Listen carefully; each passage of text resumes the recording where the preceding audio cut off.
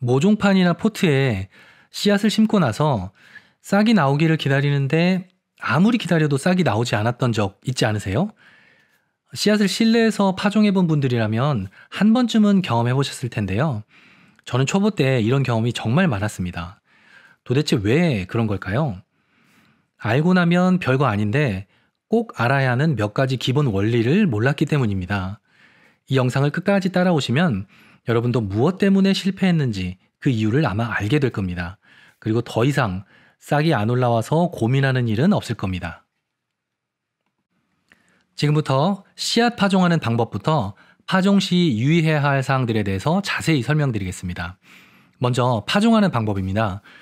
실내 씨앗 파종을 위해서는 몇 가지 준비물이 필요합니다. 근처 농약사나 인터넷에서 상토와 모종판을 삽니다. 그리고 사소해 보이지만 꼭 빠뜨리지 말아야 할 것. 이렇게 생긴 이름표입니다. 이렇게 이름표로 표시를 하지 않으면 나중에 여러 종류의 씨앗을 심었을 때 엄청 헷갈립니다. 모두 구입을 하셨으면 모종판에 상토를 채워줍니다. 이런 식으로 모종판에 균일하게 상토를 담습니다. 상토를 채웠으면 다음에 해야 할 것은 씨앗을 심어야죠. 그 전에 잠깐 드릴 말씀이 있습니다. 제가 본격적으로 영상을 올린 지 이제 한 달이 조금 넘었는데요. 많은 분들께서 저의 부족한 영상을 봐주시고 구독도 해주시고 또 응원의 글도 남겨주셨습니다. 정말 감사합니다. 그래서 감사의 뜻으로 이벤트를 하려고 합니다. 이벤트 제목은 구독자 1000명 달성 이벤트로 하려고 했는데 아직 1000명이 안 돼서 제목은 구독자 1000명 곧 달성 이벤트입니다.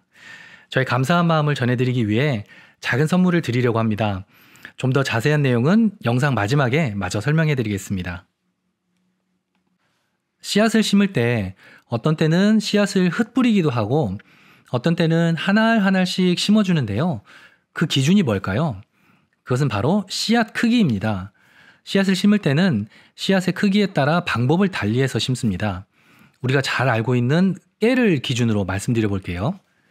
이 정도 크기의 씨앗을 미세 씨앗이라고 합니다. 미세 씨앗은 파종할 때 손가락으로 이런 식으로 뿌려주면 됩니다. 너무 작아서 하나씩 심어주기가 힘듭니다. 그리고 미세 씨앗은 상토로 덮어주지 않아도 됩니다. 다음은 깨와 비슷하거나 깨보다 살짝 큰 씨앗입니다. 손가락을 이렇게 해서 상토를 아주 살짝 눌러주고요. 그리고 씨앗을 한 알씩 떨어뜨리고 상토를 덮어주는데 씨앗 크기의 2배 정도로 살짝 덮어준다는 느낌으로 하시면 됩니다. 이 정도 크기의 씨앗은 손가락을 이렇게 세워서 홈을 만들어주고 씨앗을 떨어뜨립니다. 그리고 씨앗 크기의 3, 4배 정도로 상토를 덮어준다라고 생각하시면 됩니다. 이렇게 씨앗을 심었으면 마지막으로 물을 주면 됩니다. 물을 줄 때는 이런 식으로 한 곳에 집중적으로 강한 수압으로 물을 주면 안 됩니다. 그러면 이렇게 상토와 씨앗이 모종판에서 넘쳐버릴 수 있습니다. 물을 줄 때는 수압을 약하게 해서 이렇게 왔다 갔다 하면서 여러 번 물을 뿌려주어야 합니다. 그리고 상토 밑부분까지 흠뻑 젖을 수 있도록 물을 충분히 뿌려줍니다. 그리고 나중에 모종판을 실내로 가져와서 보관할 경우에는 이런 분무기로 물을 뿌려주시면 됩니다. 이렇게 씨앗 파종하기가 모두 끝났습니다. 그러면 이제 기다리기만 하면 싹이 올라올까요? 아니요. 다음 말씀드릴 3가지 사항을 꼭 지켜야 합니다. 그렇지 않으면 씨앗은 발화하지 않습니다. 씨앗을 발화시킬 때 저도 그랬지만 많은 초보분들이 쉽게 간과하는 부분이 온도입니다. 저는 처음에 씨앗을 파종하기만 하면 무조건 싹이 나올 거라 생각을 했는데요. 아무리 기다려도 싹이 올라오지 않는 씨앗들이 있었습니다. 왜요? 온도 때문에요. 씨앗마다 발화 적정 온도가 다 다른데요. 그래서 씨앗을 구입하실 때는 제품 설명란에 적혀 있는 적정 발화 온도를 꼭 확인해서 그 온도가 맞는 곳에 파종한 씨앗을 두어야 합니다. 적정 발화 온도가 15에서 20도인 씨앗을 지금 파종하신다면 모종판을 실외에 두면 안 되겠죠. 지금 파종을 했다면 실내 썬룸이나 거실에 두어야 합니다.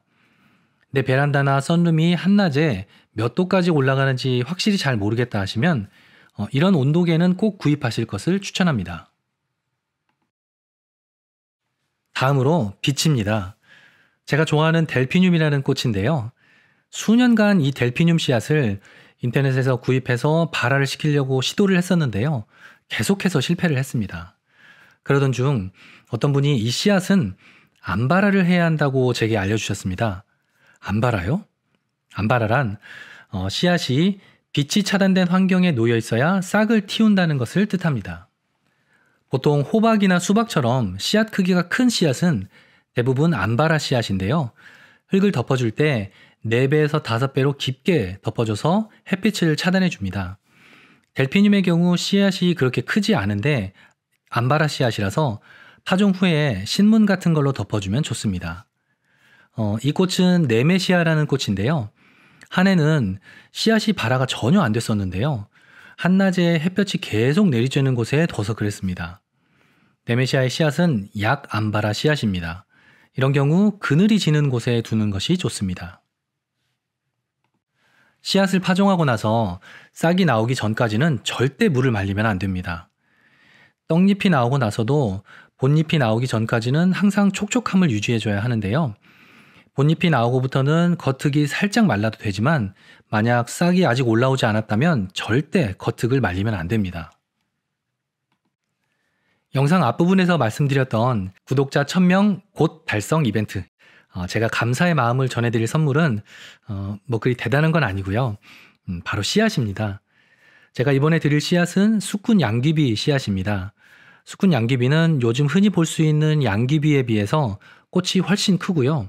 다양한 모양과 색이 있습니다. 제가 드리려고 하는 수꾼 양귀비의 꽃의 색깔은 사진과 같은 이런 색입니다. 고정 댓글에 들어가셔서 링크를 클릭하시고 주소를 남겨주시면 선착순 30분에게 씨앗을 보내드리겠습니다. 씨앗과 함께 재배 환경 및 유의사항에 대해서도 상세하게 적어드릴 거니까요. 참고하셔서 파종하시기 바랍니다. 항상 지켜봐 주시고 응원해 주시는 모든 분들에게 다시 한번 깊은 감사드립니다.